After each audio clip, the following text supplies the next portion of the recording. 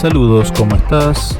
En la clase de hoy tenemos problemas de dinámica del rígido plano. Una vez más, en primera instancia vamos a resolver el problema de la barra esbelta uniforme que se coloca en una esquina y se la deja caer apenas desviándola de su posición de equilibrio.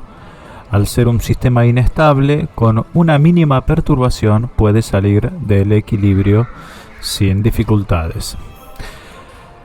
La desventaja de estos sistemas es que le cuesta restablecer el equilibrio, no son capaces de restablecerlo por sí mismos, pero bueno, ese ya es otro tema. Aquí lo que tendríamos que determinar es el ángulo en el cual la barra ya pierde contacto con la superficie que la sustenta. Y para eso vamos a determinar en primera medida el diagrama de cuerpo libre, donde ponemos en evidencia las fuerzas y momentos que actúan en caso de que así sea. Vamos a despreciar la resistencia del medio, vamos a considerar la influencia obviamente del centro de masa que está ubicado en el medio de la barra. Y una vez determinada la posición a la cual se desprende, vamos a determinar la velocidad del extremo A, que es el extremo libre de la barra. En el diagrama de cuerpo libre tenemos el peso y tenemos la reacción de la esquina, que puede estar en cualquier dirección. No sabemos todavía cómo puede llegar a ser y tampoco nos interesa. Lo importante que tenemos que tener presente es que en el momento en el cual la barra pierde contacto, la reacción normal es 0. Vamos a trabajar con la suma de las fuerzas exteriores igual a la masa por la aceleración del centro de masa, que es la primera ecuación cardinal que hemos determinado y la que necesitamos aquí. Para eso obviamente tenemos que definir un sistema de referencia. Yo sugiero sistema tangencial y normal, ya que conocemos que la barra se desarrolla en un movimiento circular, el centro de masa, se desarrolla en un movimiento circular, por lo que es de utilidad trabajarlo de esta manera, ¿sí? De este modo vamos a tener suma de fuerzas tangenciales y suma de fuerzas normales, obviamente igual a masa por aceleración tangencial y masa por aceleración normal. Vamos a ver dentro del rango tangencial cuáles son las fuerzas que actúan. Lo que vamos a necesitar es descomponer al peso, claro que sí, según las componentes seno y coseno para ver cuál actúa en componente tangencial y cuál actúa en componente normal. Fíjate que la reacción W puede ser tangencial y normal al principio, no conocemos su valor. Pero lo que sí sabemos es que la aceleración tangencial será la aceleración angular por el radio efectivo, que es L sobre 2, y la aceleración normal será igual a omega cuadrado también por el radio efectivo, que es L sobre 2, siempre teniendo presente que estamos tratando de determinar las coordenadas del centro de masa. Por supuesto que también tenemos la suma de momentos de las fuerzas exteriores igual al momento de inercia por la aceleración angular, con la particularidad que el momento de inercia nos importa desde el punto B, ¿sí? Lo que nosotros conocemos como algo estandarizado es el momento de inercia de la varilla para su eje baricéntrico. Si queremos determinar el momento de inercia respecto al punto B, tendríamos que aplicar el teorema del eje paralelo de Steiner para obtener el momento de inercia respecto a ese eje, como hemos determinado aquí mismo. 1/12 de la masa por la longitud al cuadrado más la masa por la distancia entre ejes al cuadrado. Esto será igual a 1/3 de la masa por la longitud de la varilla al cuadrado.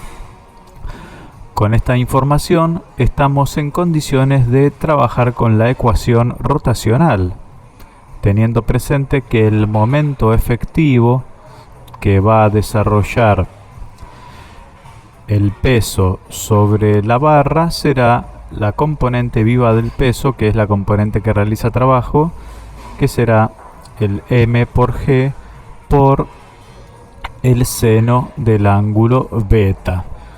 Ese será el momento efectivo tengamos presentes que las reacciones no realizan momento porque pasan por el punto B y estamos tomando momento respecto del punto B.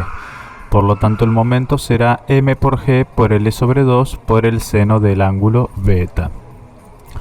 Una vez que tenemos el momento, una vez que tenemos también el momento de inercia, estamos en condiciones de determinar la aceleración angular de la barra. Es importante recordar por cinemática que la aceleración angular es la variación de la velocidad angular respecto del tiempo. Pero también, si nosotros deseamos independizarnos del tiempo, puede expresarse como omega por derivada de omega respecto del ángulo beta. En este caso la coordenada angular es beta porque, bueno, así será como se la ha llamado. Nosotros generalmente la llamamos tita, pero no hay problema con eso al respecto.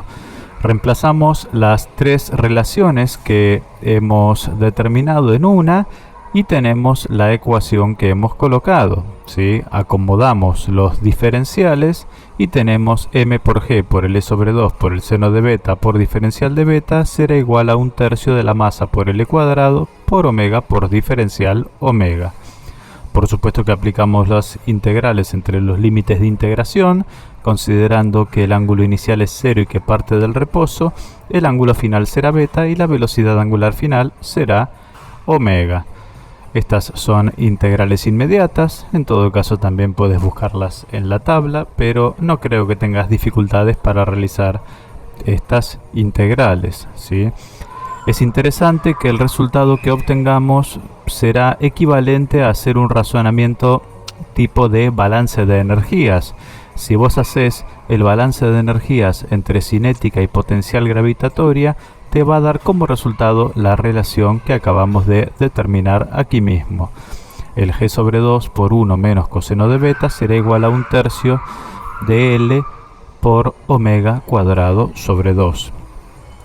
Y aquí nos encontramos con una ecuación y con dos incógnitas porque no conocemos ni el ángulo ni la velocidad angular, pero aquí tenemos que meternos en otra condición del problema, sí, tenemos que utilizar otra condición del problema, y es que la barra pierde contacto con el vínculo. Entonces, para que esto suceda, la reacción en el punto, en la esquina, tiene que ser igual a 0. Fíjate que tomamos la ecuación normal y nos quedará entonces que g por el coseno de beta será omega cuadrado por L sobre 2. Con esta relación de interés que sale de la suma de las fuerzas normales, podemos utilizarla en la ecuación de suma de momentos que hemos integrado y podremos determinar sin dificultades el ángulo beta necesario para que la barra pierda contacto con la superficie. Si trabajamos un poco con las relaciones, nos queda que el coseno de beta es 0.6, ¿sí? Y este es un ángulo característico. Esto ocurre para cuando beta es igual a 53 grados, ¿sí? Si nosotros seguimos trabajando para determinar la velocidad del punto A en ese momento, bueno, lo que tendríamos que hacer en primera medida es determinar la velocidad angular, reemplazando obviamente el coseno de beta por 0.6, y la velocidad del extremo libre será omega por L. En este caso el radio será la longitud de la varilla. Por supuesto que la velocidad es tangente a la trayectoria, y si quisiéramos darle carácter vectorial al módulo que podemos obtener de este producto, le podríamos colocar el ángulo que es 53 grados y el valor termina siendo 1.095 por la raíz cuadrada de la aceleración de la gravedad por la longitud de la varilla, y esta es la velocidad del extremo libre de la barra, aunque sería un redundante, ¿no? Porque en este momento los extremos libres serían dos, pero bueno, sería el extremo A, que es el extremo que siempre estuvo libre. Y de esta manera queda resuelto el primero de los ejercicios de la clase de hoy. Muy bien, segundo problema de la clase de hoy. Un jugador de boliche lanza hacia los pinos una bola de 8 pulgadas de diámetro y 12 libras de masa con una velocidad hacia adelante de 15 pies por segundo y un contragiro de 9 radianes sobre segundo. Tenemos el coeficiente de rozamiento y nos piden determinar el tiempo en el cual empezará a rodar sin deslizar, o sea, el tiempo en el cual trabajará a condición de rodadura, por supuesto, la velocidad de la bola en ese tiempo y la distancia que habrá recorrido. Eso es lo que nos pide el segundo de los ejercicios. Es un problema muy interesante porque se ve el trabajo que realiza la fuerza de rozamiento para desacelerar angularmente a la bola y colocarla en un momento en condición de rodadura perfecta. Para que esto suceda, tiene que suceder una desaceleración y una aceleración angular en sentido horario, como vamos a ver. Vamos a ver que inicialmente la velocidad y la velocidad angular son independientes y después, para terminar resolviendo el problema, tenemos que trabajarlas como si fueran dependientes. Arrancamos con el diagrama de cuerpo libre. ¿Qué fuerzas actúan en todo esto? Representamos el centro de masa. Por supuesto que la geometría del cuerpo, que es una esfera perfecta de radio R, y las fuerzas que actúan son el peso, la reacción normal y por supuesto la fuerza de rozamiento, la que realizará el trabajo para colocar a la esfera en condición de rodadura perfecta. Si aplicamos las ecuaciones cardinales, tenemos que la suma de las fuerzas exteriores es la masa por la aceleración del centro de masa y la suma de momentos de las fuerzas exteriores respecto al centro de masa es el momento de inercia por la aceleración angular. Ecuaciones de la dinámica del rígido plano. Si trabajamos con la suma de las fuerzas exteriores en horizontal y en vertical, nos encontramos que el peso y la normal terminan siendo iguales y que el coeficiente de rozamiento por la reacción normal, por supuesto que con signo menos, será igual a la masa por la aceleración que desarrolla el centro de masa. Esto nos da la pauta de que nosotros ya podemos determinar la aceleración del centro de masa sin mucha dificultad. Por supuesto que nuestro análisis también sigue porque necesitamos la ecuación de rotación, que es la segunda ecuación cardinal de la dinámica, ¿sí? Por más que sea un poco más accesible que la dinámica en el espacio, sigue siendo una ecuación que da que hablar. Por más que la hayamos visto en el primer curso de física, sigue siendo muy importante para resolver aquí los problemas de la mecánica vectorial y la mecánica clásica. Fíjate que al tratarse de una esfera perfecta, el momento de inercia respecto al centro de masas es 2/5 de la masa por el radio al cuadrado. Es un dato que vamos a necesitar, el momento de inercia, ¿sí? La resistencia que ofrece la esfera a cambiar su velocidad angular. Y tenemos que tener en claro cuál es el momento de la fuerza que está actuando. Pero para esto tenemos que tener también presentes los sentidos y las convenciones, ¿sí? Nosotros vamos a asignar, obviamente, sentido positivo tiene la velocidad angular inicial y sentido negativo el sentido horario, que es el sentido a favor de las agujas del reloj. Si tenemos presente esto, fíjate que la fuerza de rozamiento realiza o desarrolla un momento en sentido a favor de las agujas del reloj. Por lo tanto, el momento ejercido por la fuerza de rozamiento es un momento del tipo negativo, y esto nos da a entender que la aceleración angular va a ser negativa. El momento de la fuerza de rozamiento con coeficiente de rozamiento por reacción normal por el radio será 2/5 de la masa por el radio al cuadrado multiplicado por la aceleración angular de la esfera. Y fíjate, como era de suponerse, la aceleración angular es en sentido horario, en sentido a favor de las agujas del reloj, y su valor termina siendo negativo para las ecuaciones, ¿sí?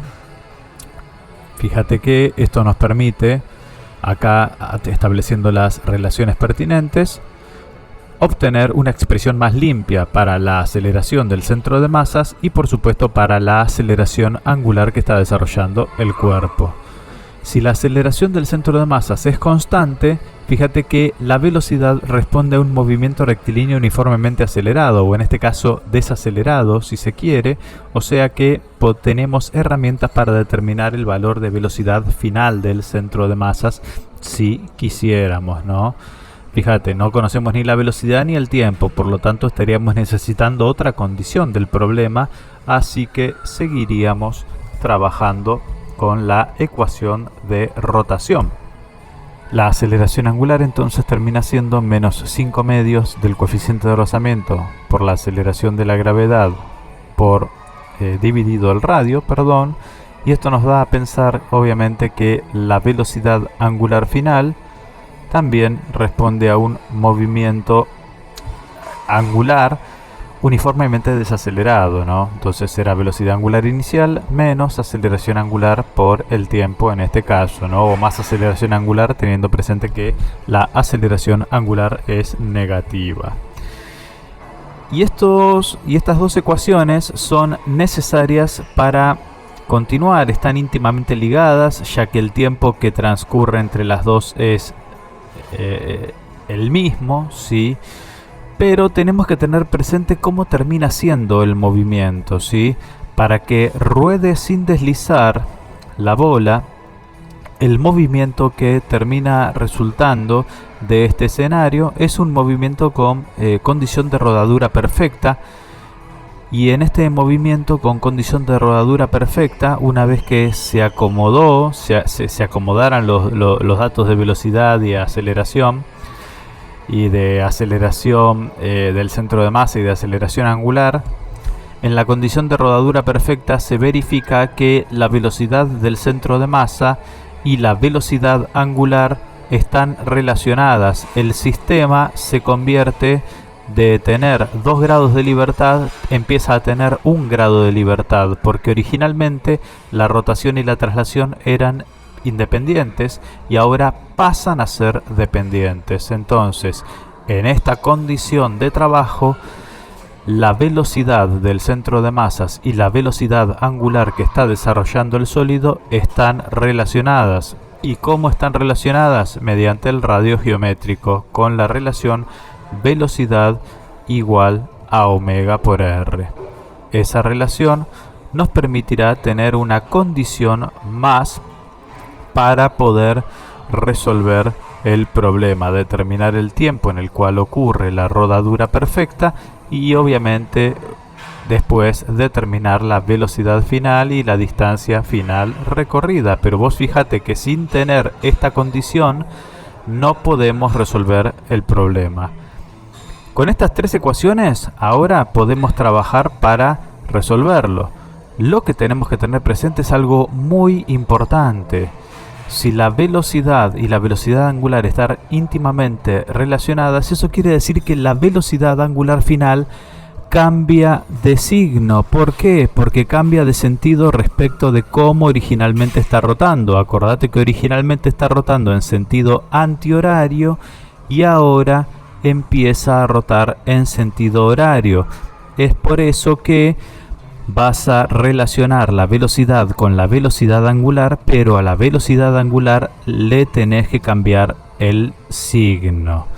Para poder hacer válida esta relación, a la velocidad angular final le tenés que cambiar el signo.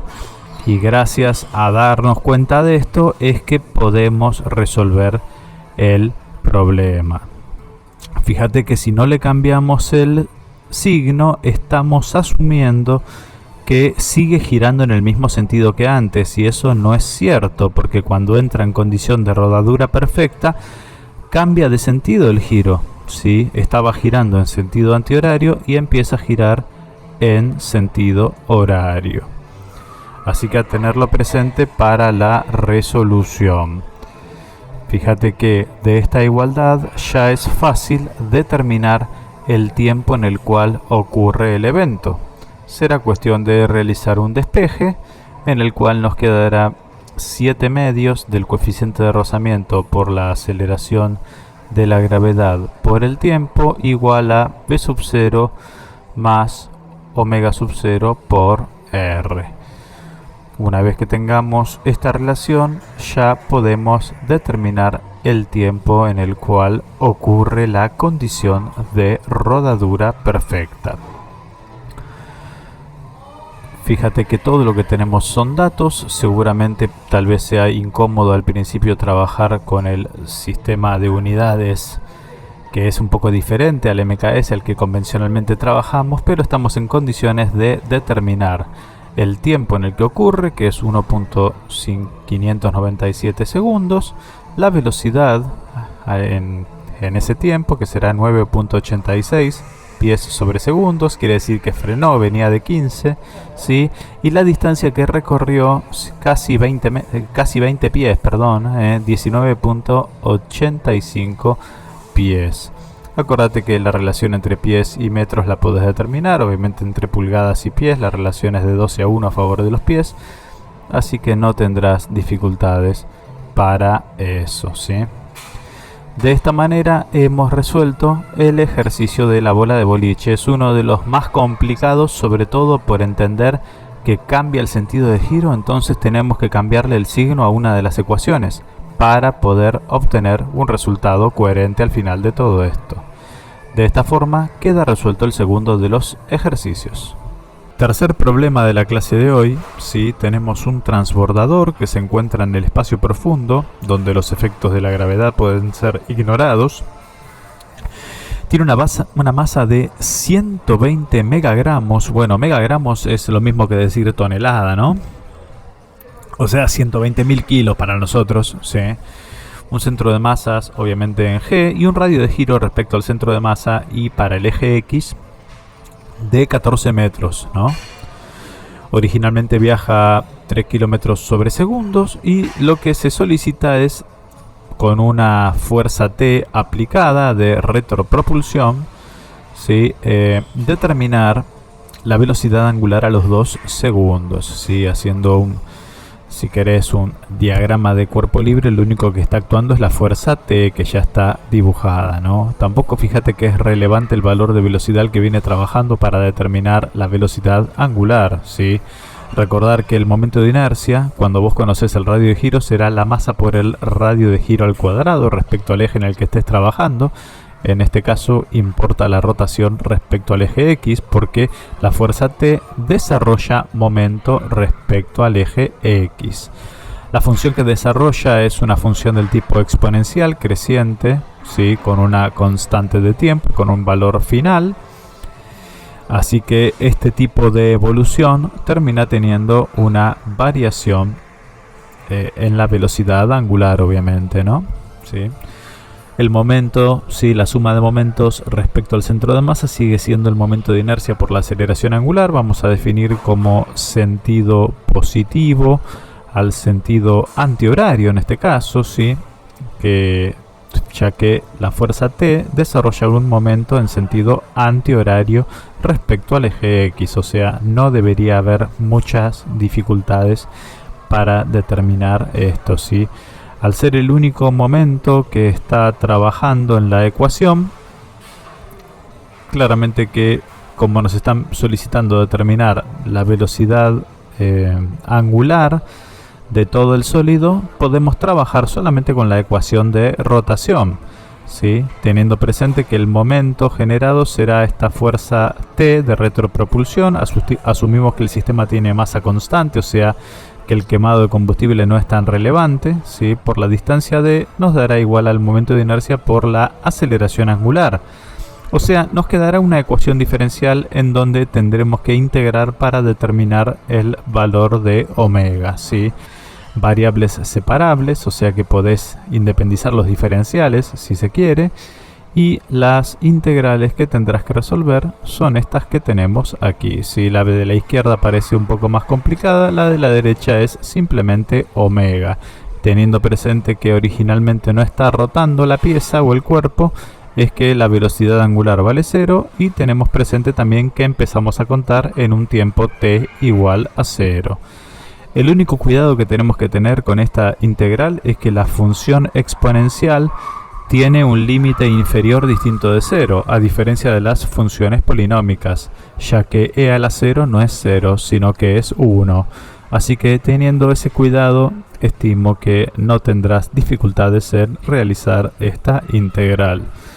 El resultado termina siendo una función que está combinada en una función exponencial y una función linealmente creciente con el tiempo. Obviamente que para valores muy grandes de la constante de tiempo, el término que termina teniendo peso es el término lineal, por lo que aquí podemos simplemente reemplazar los valores y para el tiempo t igual a 2, la velocidad angular es 0.0253 radianes sobre segundo, ¿sí? Una velocidad angular sorprendentemente chica, pero lo cual es lógico porque el momento de inercia de la pieza es muy grande. Cuanto más grande es, más le cuesta una variación de la velocidad angular, más le cuesta lograr una variación de la velocidad angular. De esta manera tenemos resuelto el tercero de los ejercicios de la clase de hoy.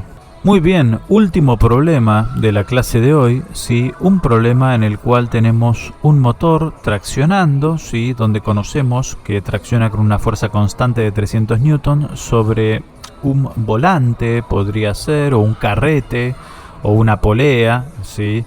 Que tiene su masa y su radio de giro conocidos, ¿sí? Y a su vez levanta un cilindro, ¿sí? Un cuerpo cualquiera, de peso también conocido, y se termina tratando de un problema de un grado de libertad, en donde tenemos que determinar la velocidad de elevación del cuerpo que se traslada para una distancia determinada, ¿sí?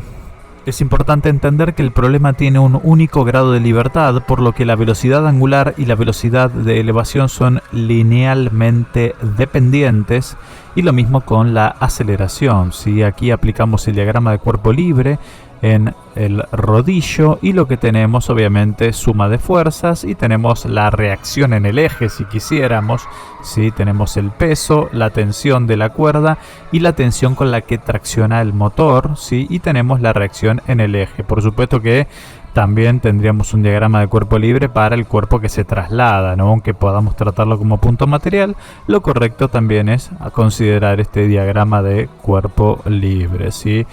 Por principio de acción y reacción, fíjate que las tensiones son las mismas. Ahí en la cuerda vertical aplicamos el sentido positivo para la elevación y para el sentido horario del movimiento del carretón, ¿sí? De esta manera es que podemos empezar a plantear las ecuaciones cardinales de la dinámica. Vamos a necesitar las dos nuevamente, obviamente.